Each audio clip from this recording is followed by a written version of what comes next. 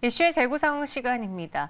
코로나19로 인해서 많은 분들이 힘들어했던 시간이 점점 길어지고 있어요. 거리 두기에도 1단계, 2단계, 3단계 계속해서 격상되면서 자영업자분들도 힘들어하셨는데요. 이제는 백신 접종률도 높아졌겠다. 위드 코로나를 선언하면서 오늘 또 다른 2주간의 정책이 나왔습니다. 어떻게 변화했는지 그 안에서 위드 코로나주들의 흐름은 어떨지 이번 시간 다뤄보도록 할게요. 이정민 팀장과 함께하겠습니다. 어서 오세요. 네, 안녕하세요. 네, 안녕하세요.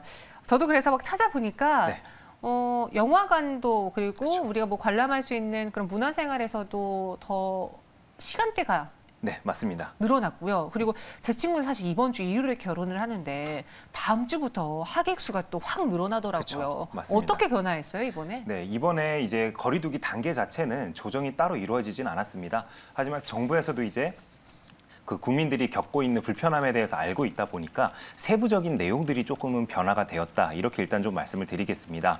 거리두기 단계는 다시 한번 말씀드리지만 변화가 없습니다. 하지만 수도권 같은 경우에는 이제 접종자 4명, 그다음에 비접종자 4명 해서 총 8명까지도 모임이 가능하다. 이렇게 좀 밝힌 상황이고요. 비수도권 같은 경우에는 접종자 6명, 그다음에 비접종자 4명 해서 총 10명까지도 모임이 가능한 부분이 일단은 큰 변화다라고 좀 말씀을 드리겠습니다.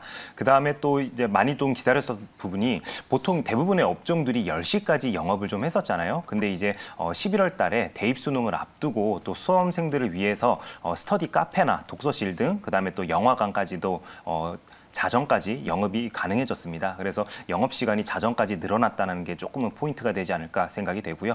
방금 또 앵커께서 말씀해 주신 대로 결혼식 같은 경우에도 기존에는 식사를 제공하지 않으면은 199명까지 허용이 되었습니다. 근데 이번 조치로 인해서 최대 250명까지 허용되는 방식으로 이제 좀 대폭적으로 인원이 좀 늘어났다. 이렇게 좀 이야기를 할 수 있을 것 같고요. 스포츠 경기 같은 경우에도 실외에서 열리는 경우에는 무관중으로 진행되었던 게 이제 30%까지 관객을 받을 수 있도록 지금 현재 이제 방역 조치가 좀 열렸습니다. 그다음에 마지막으로 지난 7월쯤, 그러니까 여름으로 제가 좀 기억을 하는데요. 소비 쿠폰을 이제 정부에서 발행을 하기로 했었죠. 그래서 400억 정도의 예산을 들여서 소비 쿠폰을 발행하기로 했었는데 그게 코로나19가 이제 급속도로 퍼지면서 이제 많이 미뤄졌었습니다. 근데 이번에 다시 좀 실시를 하겠다라고 정부에서 일단 밝힌 상황입니다. 네. 위드 코로나 다 같이 해서 이 경제를 다시 살려보자, 정상화시켜보자 많은 노력과 움직임이 필요할 것 같은데요. 대표적으로 우리 주식 안에서도 관련주들이 많거든요. 첫 번째, 항공주를 꼽아보겠습니다. 항공주는 먼저 올랐다가 지금 유가 때문에 살짝 발목이 잡혀 있는데 그래도 위드 코로나가 진행된다면 가장 대장이지 않을까요? 네, 그렇게 좀 생각을 하실 수도 있겠지만 저는 조금은 생각이 다릅니다. 일단 지금 항공주 같은 경우에는 주가가 이번에 10월 초부터 굉장히 많이 빠졌었죠. 네, 주가 대비해서는 굉장히 좀 견조한 흐름을 보여줬습니다. 그 이면에는 아무래도 그 지금 현재 물류 대란으로 불리고 있죠. 그만큼 이제 물류 대란이 일어나다 보니까 거기에 따른 반사 수혜를 예상해서 투자자들이 적극적으로 좀 매수에 임해서 그런 모습을 좀 보여준 게 아닐까 생각이 됩니다. 일단 대한항공과 아시아나항공 같은 경우에는 화물 운송 부분 덕분에 올해도 굉장히 좋은 실적을 기록할 것으로 예상이 됩니다. 특히나 대한항공을 좀 예로 좀 말씀을 드린다라면은 올해 같은 경우에는 7,970억 원에 이르는 영업이익을 기록할 것으로 전망이 됩니다. 이는 전년 대비해가지고는 632%나 증가한 수치입니다. 이렇게 좋은 실적을 예상하는 데는 다시 한번 말씀드리지만 물류 대란이 있다라고 좀 말씀을 드리겠고요. 특히나 그 해운 쪽에서 발생된 물류 대란이 이제 항공 물류 쪽까지도 번지고 있는 부분을 우리가 좀 주목해야 된다라고 좀 말씀을 드리겠습니다.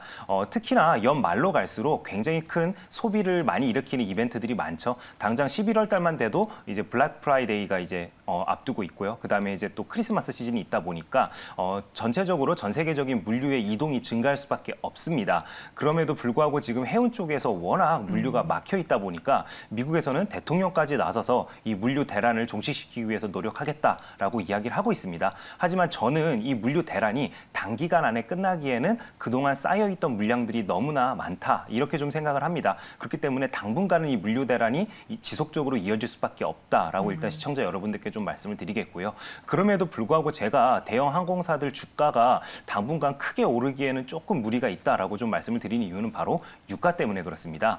최근에 유가가 굉장히 많이 올랐습니다. 근데 대표적으로 항공산업은 이제 유가의 영향을 많이 받는 산업 중에 하나입니다. 우리가 코로나19 터지기 이전만 생각을 좀 해본다라면은 항공권을 우리가 발급받으면은 그 밑에 보면은 유류 할증이라고 해서 항목이 따로 있었었죠. 그 정도로 이제 항공은 유류와 밀접한 연관성이 있습니다. 근데 지금 유류가 지속적으로 오르고 있는 상황이다 보니까 아무래도 주가가 올해 초부터 지금 현재까지 올랐던 그 주가 퍼포먼스를 좀 생각을 해본다라면은 내년까지 놓고 바라봤을 때 연말에 과연 그런 좋은 흐름을 이어갈 수 있을까를 우리가 생각해 본다라면은 다소 좀 무리감이 있다라고 시청자 여러분께 다시 한번 좀 말씀을 드리겠습니다.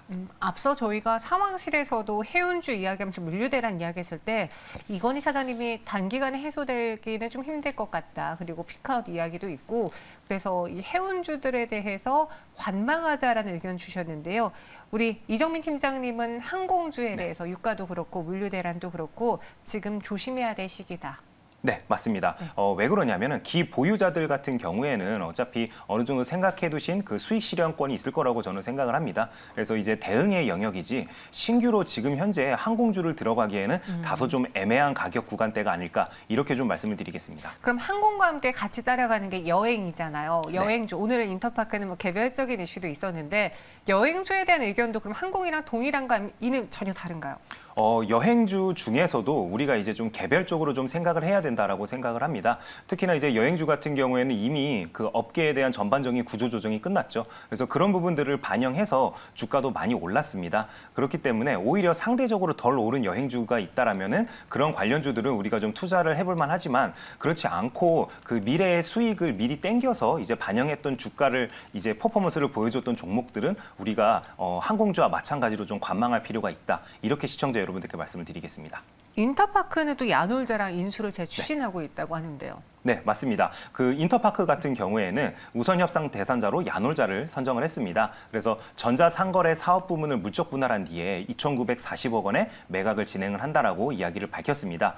오늘 그래서 지금 인터파크의 주가를 보자라면은 최고 15%까지 상승하는 구간이 좀 나왔었는데요. 갭상승 이후에 이제 꾸준하게 지금 현재 마이너스권까지도 주가가 지금 하락하는 모습을 좀 보여주고 있습니다. 이런 식으로 인터파크가 큰 폭의 하락을 보이는 이유는 굉장히 간단합니다. 그동안 시장 참여자들이 기대했던 이제 인수 후보로는 카카오나 네이버 등 이제 대형 IT 업체들을 기대를 하고 있었는데 막상 뚜껑을 열어봤더니 이제 야놀자가 이제 우선 협상 대상자로 선정이 되다 보니까 아무래도 시장에서는 그만큼의 실망성 매물이 나오고 있는 게 아닐까 이렇게 좀 생각이 됩니다. 그리고 야놀자 같은 경우에는 얼마 전이었죠. 그 비전 펀드에 2조 원을 유치를 해서 굉장히 실타는 탄탄한 편입니다. 그렇기 때문에 저는 이 인수합병 같은 경우에는 마무리가 잘 될 것으로 일단 예상을 합니다. 하지만 지금 현재 그 인터파크를 이런 M&A 이슈와 관련되어서 이미 재료가 소진이 되었기 때문에 신규로 이제 진입하는 데는 다소 좀 무리감이 있다라고 시청자 여러분들께 좀 말씀을 드리도록 하겠고요. 그렇기 때문에 인터파크도 기보유자의 영역이다. 이렇게 좀 말씀을 드리겠습니다. 여기까지 들었을 때 지금 위드 코로나 관련주로 뭐 항공주, 여행주에 대해서 강력한 매수 의견은 아직 안 나왔어요. 그러면은 이외 위드 코로나 주들 속에서 기대해볼 만한 리오프닝 관련주는 또 어떤 게 있을까요? 네, 리오프닝 관련주와 관련되어 가지고는 저는 일단은 시청자 여러분들께 좀 추천을 드리고 싶은 게 뭐 호텔이나 그다음에 카카오가 아니라 죄송합니다. 네, 카지노와 관련된 종목들 한번 좀 이제 우리가 좀 바라볼 때가 되었다라고 좀 말씀을 드리겠습니다. 특히나 그 카지노는 리오프닝이 진행이 될 때 가장 빠르게 좀 회복이 될 수 있는 업종이 아닐까 저는 좀 그렇게 생각이 되는데요. 특히나 강원랜드를 좀 예로 좀 말씀을 드릴게요. 강원랜드 같은 경우에는 11월부터 이제 거리두기가 완화가 되면은 체류 인원이 2,300명까지 늘어납니다. 이렇게 되면은 굉장히 빠르게 이제 영업이익이 좀 개선될 수 있을 것으로 좀 생각이 되는데요. 3분기 같은 경우에는 보면은 지금 현재 시장에서 기대하고 있는 이제 그 영업이익이 290억 원을 현재 예상을 하고 있습니다. 근데 4분기에 만약에 이런 식으로 거리두기가 완화가 된다라면은 400억에서 500억 원까지 충분히 영업이익을 낼 수 있기 때문에 굉장히 빠르게 이제 영업이익이 치고 올라올 수 있다. 이렇게 좀 말씀을 드리겠고요. 그다음에 두 번째로는 호텔 업종에 대해서도 좀 말씀을 드려야 될 것 같습니다. 저도 굉장히 지금 호캉스를 좋아하는 편인데요. 특히나 요즘에도 이제 위드 코로나다 해가지고 해외여행 알아보시는 분들이 많을 텐데 여전히 결제까지 이르기에는 다소 조금 머뭇거리는 아마 그런 생각들 많이들 하실 것 같아요. 네, 이런 분위기가 당분간 이어질 수밖에 없는 상황이다 보니까 특히나 국내 호캉스를 생각하시는 분들은 여전히 연말까지도 굉장히 그 수요가 많을 것으로 저는 좀 생각을 합니다. 그래서 제가 한번 또 조회를 해봤더니 파라다이스 시티나 아니면은 아난티와 같은 이제 그 럭셔리 호텔들은 여전히 이제 주중이건 주말이건 굉장히 예약을 잡기가 힘들더라. 이렇게 좀 시청자 여러분께 말씀을 드리겠습니다. 네, 호텔 관련주 이야기해 주시면서 카지노도 짚어봤습니다.